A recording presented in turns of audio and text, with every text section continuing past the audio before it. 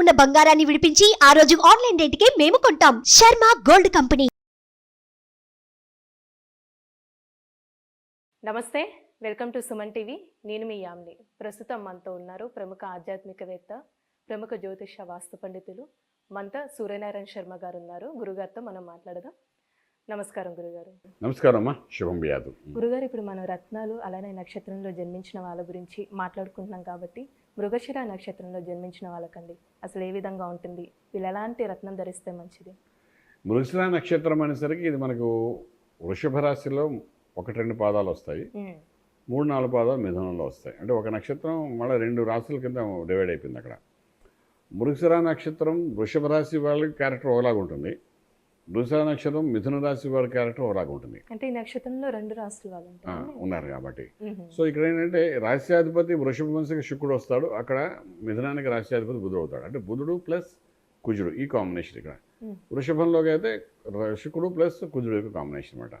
So ఈ యొక్క మృగశిర నక్షత్రాధిపతి కుజుడు కాబట్టి కుజుడు అనేవాడు అగ్నితత్వం గల గ్రహం మనం అంటాం. అగ్నితత్వం అంటే కుజుడు అనేవాడు చాలా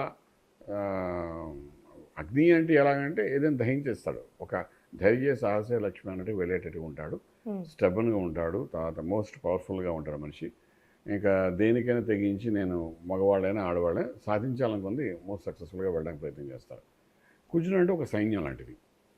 సో అటువంటి దానికి అధిపతి మనం పగడం ఉంటాం. కుజుడికి అంటే పగడం మనం ఇస్తామన్నమాట.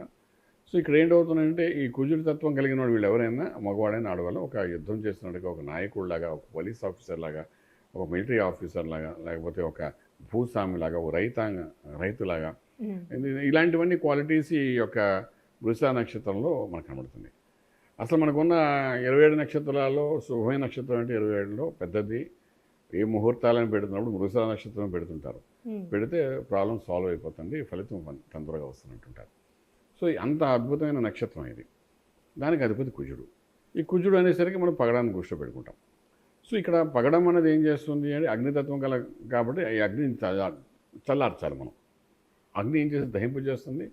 అగ్ని ఏంటంటే ఒక వ్యక్తిత్వం యొక్క ఆలోచనలో ఏం చేస్తుందంటే మార్పు తీసుకొచ్చి వస్తుంటుంది. నువ్వు షార్ట్ టెంపర్గా ఉండి మనిషి ఏమైనా ఆలోచించి చేసిననుకోండి, దానివల్ల నష్టం కూడా జరుగుతుంటుంది. సో కుజుడు అనేవాడు, ఈ నక్షత్రం అనేవాళ్ళు వేడిని కంట్రోల్ చేసుకునేటట్టుగా ఉండాలి, ఉండగలిగితే బాగుంటుందన్నమాట. మంచి పవర్ఫుల్ నక్షత్రం చెప్తాం. ఎప్పుడైతే మనం పగడాన్ని ధారణ చేస్తారో వీళ్ళు పగడం ధారణ చేయాలని చెప్తుండమాట.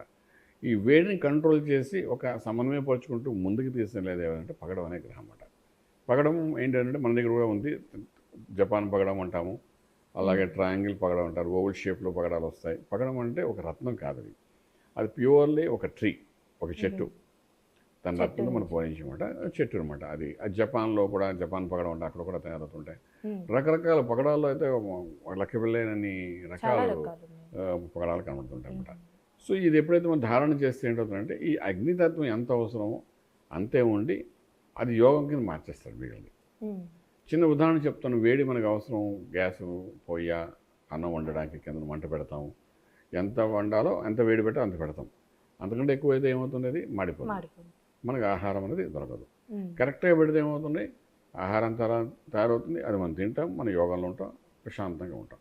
అంటే ఈ అగ్నిని మనం ఎలా వాడాలి అన్నదానికి కుజుడిని ఎలా వాడాలి, కుజుడి నక్షత్రం పుట్టిన వాడి యొక్క వేడిని ఎలా కంట్రోల్ చేయాలి చేసి అది సొసైటీకి ఉపయోగపడేట్టుగా, మనుషులకు ఉపయోగపడేట్టుగా, విశ్వానికి ఉపయోగపడేట అలా ఎలా మార్చాలనే దానికి ఖచ్చితంగా వీళ్ళు పగడం అనేది చాలా ఇంపార్టెంట్ ఉపయోగిస్తుంది.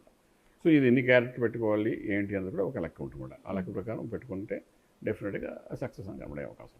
అలానే ఈ నక్షత్రంలో జన్మించిన వాళ్ళకండి ఎలాంటి రంగంలో కలిసి వస్తుంది అంటే మెయిన్గా ఈ రంగంలో కొంచెం అగ్నితత్వం కాబట్టి ఒక ఆట పాట ఫుట్బాల్, మగపిల్లలు అయితే ఫుట్బాల్, క్రికెట్, వాలీబాల్స్ అంటే కాళ్ళతో అంటే ఒక ఫోర్స్గా ఆడే ఆటలు ఏవైతే ఉన్నాయో ఆటల్లో రాణించడానికి అవకాశం ఉంటుంది. అలాగే మిలిటరీ, ఒక గన్ పేల్చే మిలిటరీ ఆఫీసర్స్గా ముందుకు వెళ్ళడానికి చేసే ప్రయత్నంలో కొంత సక్సెస్ కనబడుతుంది. అలాగే పోలీస్ ఆఫీసర్స్, అలాగే రాజకీయ రంగంలో కూడా యుద్ధంలాగే చేయాలి. రాజులే కదండి, రాజకీయ రంగం అంటే పూర్తి రాజులతో సమానం. పూర్వం రాజులు ఉండేవారు, ఇప్పుడు నాయకులు ఇలాగ ఉన్నారు. సో అందులో కూడా ఒక ఉన్నత శిఖరం చేరాలనుకున్న దానికి చేసే ప్రయత్నాల్లో సక్సెస్ అవుతారు వీళ్ళు. అలాగే ఈ గవర్నమెంట్ ఉద్యోగము, సెమీ గవర్నమెంట్ ఉద్యోగము, గవర్నమెంట్ యొక్క ఉద్యోగానికి సంబంధించిన యాన్సరీస్ వర్క్స్ చేయడము, ఇవన్నిట్లో కూడా వీళ్ళు సక్సెస్ఫుల్ అవుతారు, మంచి కీ రోల్ ప్లే చేస్తారు. ప్రస్తుతం పొలిటీషియన్ ఉన్నాడు, వాడి దగ్గర మనకు ఉండే ఐఏఎస్ ఆఫీసర్ ఉంటారు. ఆ ఐఏఎస్ ఆఫీసర్ అందరూ ఈ కుజబలంతో ఉన్నవాళ్ళే. ఒక బార్డర్ మనకు సెక్యూరిటీ ఉంటుంది కదా, బిఎస్ఎఫ్ అని వాళ్ళు మన దేశాన్ని రక్షించేవాళ్ళు ఉంటారు కదా, మిలిటరీ వాళ్ళు. వీళ్ళకి ఏదో రకంగా చూస్తే మనకు ఆ కుజుడు యొక్క బలం వాళ్ళ దగ్గర ఉంటుంది మేడం. ఉంటేనే వాళ్ళు ఆ యుద్ధం చేయగలుగుతారు, ధైర్యం వస్తుంది యుద్ధం చేయాలి. చేసినా చెప్పిన ఆ యుద్ధానికి కారకత్వం, ఆ ధైర్యానికి కారకత్వం కుజుడు అనమాట. మెయిన్గా రాజకీయ రంగంలో ఉండాలంటే కుజుడు యొక్క కుజబలం ఉండాలంటాం. నేను చాలాసార్లు చెప్పాను ఇది. సో మోస్ట్లీ ఈ యొక్క మృగశిర నక్షత్రం వాళ్ళు ఈ కుజబలంతో ఉండి మిగిలిన దశలు అనుకూలిస్తే మాత్రం టాప్ మోస్ట్ పొలిటీషియన్స్ కింద మారిపోతారు వీళ్ళు. అలానే ఇప్పుడు వివాహానికి సంబంధించి ఈ నక్షత్రంలో జన్మించిన వాళ్ళకి ఏ విధంగా ఉంటుందంటారండి? వీళ్ళు అలాగా అగ్నితత్వం కలవ మగవాళ్ళైనా ఆడవాళ్ళైనా మగవాళ్ళలాగా కొంచెం వేడి, కోపం, ఆవేశం అది ఉంటుంది. వీళ్ళకి ఏంటంటే సమతుల్యంగా చంద్రుడి నక్షత్రం ఉన్న వాళ్ళని గురు నక్షత్రం వాళ్ళకి ఇచ్చి వివాహం చేయడానికి ప్రయత్నం చేస్తాం వివాహ బంధంలోని. సో అప్పుడు ఏమవుతుందంటే వీళ్ళు ఈ వేడిని వాళ్ళు కంట్రోల్ చేస్తారు. వీళ్ళు ఉన్న అగ్నితత్వాన్ని కంట్రోల్ చేయాలి. ఎంత కావాలో అంతే అగ్ని వాడాలి. సో ఏం చేస్తారంటే ఈ చంద్ర నక్షత్రం ఉన్నవాళ్ళు గురు నక్షత్రం ఉంటే చంద్రుడితో కలిస్తే చంద్రమంగళ యోగం అయిపోతుంది. ఈ కుజుడు గురుడితో కలిస్తే గురుమంగళ యోగం అయిపోతుంది. సో ఈ నక్షత్రం పుట్టిన వాళ్ళని మనం ఏం చేస్తామంటే సమతుల్యంగా వీళ్ళు సెట్ చేయడానికి ప్రయత్నం చేస్తాం. అలా చేసినా వీళ్ళు వేడి వాడి ఉంటూనే ఉంటుంది. బట్ ఎంత అవసరం అంత కంట్రోల్ చేయగలుగుతారు వాళ్ళు. సో మనం చూస్తాం వీడు చాలా కోపంగా ఉన్నాడా అంటే పెళ్లి చేస్తే వీడు అన్ని కంట్రోల్లోకి వస్తాడే అని చెప్పి అంటుంటారు. అంటే ఎలా కంట్రోల్లోకి వస్తాడు అంటే ఈ వేడిని కంట్రోల్ చేసేది చంద్రుడు కాబట్టి ఆ నక్షత్రం చూసేస్తే అవుతుంది. అంటే వివాహ వ్యవస్థలో కూడా వీళ్ళు చాలా దుడుకుగా ఉంటారు, సక్సెస్ఫుల్ ఉంటుంది. తర్వాత వివాహ వ్యవస్థలో కూడా ఒక ట్రాన్స్పరెంట్గా వీళ్ళ తప్పైనా సరే చెప్పి నిలబడడానికి ప్రయత్నం చేస్తారు, తప్పించుకోరు. వీళ్ళు మంచి ధైర్యం ఉన్న వ్యక్తులు కాబట్టి. అలానే వీళ్ళకి ఎలాంటి రత్నం అంటే సెట్ అవుతుందండి వీళ్ళు పెట్టుకోవడానికి? పగడం అన్నది సర్వసాధారణం అంటామండి. కానీ లాజికల్గా చూస్తే వీళ్ళు ఒక్కొక్కసారి ముత్యం కూడా పెట్టుకోవచ్చు, ఒకసారి కనకపుష్పలా కూడా పెట్టుకోవచ్చు. ఎందుకంటే ఇంట్లో వీళ్ళు ఉన్న వేడిని కంట్రోల్ చేసేది ఏంటంటే ముత్యము లేదా పగడం అన్నమాట. ఈ రెండు ముత్యం లేదా కనకపుష్పలా అనమాట. గురుబలం లేదా చంద్రబలంతో వీళ్ళు కంట్రోల్ అవుతాయి. ఒక వ్యక్తి యొక్క వేడి ఒకవేళ వాడు ఏదైనా రాంగ్ వేలో వెళ్ళిపోతున్నాడు, లేకపోతే వీడి యొక్క ఆవేశపూరిత నిర్ణయాలకు ఇంత నష్టం జరుగుతుంది అనుకున్నప్పుడు ఈ మృగశిర నక్షత్రం వాళ్ళకి ఏం చేస్తామంటే మేము ముత్యం పెట్టడం కానీ కనకపుష్పరాగం పెట్టడం చేస్తాం. లేదంతా బాగుంది, వ్యాపారం అంతా బాగా చేసుకుంటున్నాడు, మ్యారేజ్ జరగట్లేదు, అంటే డిపెండ్స్ అపాన్ ది ఇష్యూ మాట. ఆ ఇష్యూని బట్టి పగడం పెడతాం. చాలామంది ఆడపిల్లలు ఉన్నారు ఈ నక్షత్రం పుట్టిన వాళ్ళు కొన్ని విషయాలు ధైర్యం సరిపోదు. ధైర్యంగా కనబడతారు కానీ ధైర్యం సరిపోదు.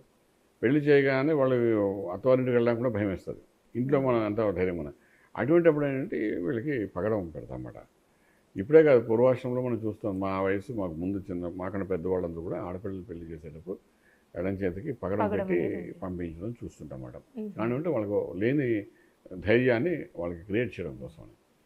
సో అలాగే ఆడపిల్లకి అది ఉపయోగపడుతుంది చెప్తాం. అంటే ఏ రోజు ధరించాలండి ఇది మంగళవారం నాడు ఉదయం 6 నుండి 7 లోపల చేసి పెట్టచ్చండి. అలాగే శుక్రవారం నాడు కూడా పెట్టుకోవచ్చు, మార్నింగ్ 6 to 7 మధ్యలోనే అలా పెట్టుకోవడం బాగుంటుంది. దీనివల్ల సుబ్రహ్మణ్య స్వామి వారి యొక్క అనుసంధానం చేసుకుంటూ ఆ స్వామివారి యొక్క మంత్రాన్ని చేయడము, అలాగే సుబ్రహ్మణ్య స్వామి యొక్క అభిషేకం చేసుకోవడం, ఇవి కూడా అది కుజుడు సంబంధించింది కాబట్టి ఆ విధంగా చేసుకుని పెట్టుకుంటే ఇంకా బాగా ఎఫెక్టివ్గా పనిచేస్తుంది. చాలా చక్కగా తెలియజేశారండి, ధన్యవాదాలు. శుభం బియాదు. చూసారు కదండి, మృగశిర నక్షత్రంలో జన్మించిన వాళ్ళకి ఎలాంటి రత్నం ధరించాలి గురువుగారు మనకి తెలియజేశారు కదా. అలానే మీరు గురువుగారిని సంప్రదించాలనుకుంటే స్క్రీన్ మీద కనిపిస్తున్న నెంబర్కి కాల్ చేసి గురువుగారి అపాయింట్మెంట్ అనేది తీసుకోవచ్చు. ఇలాంటి మంచి వీడియోస్తో మళ్ళీ మీ ముందుంటాను. ధన్యవాదాలు.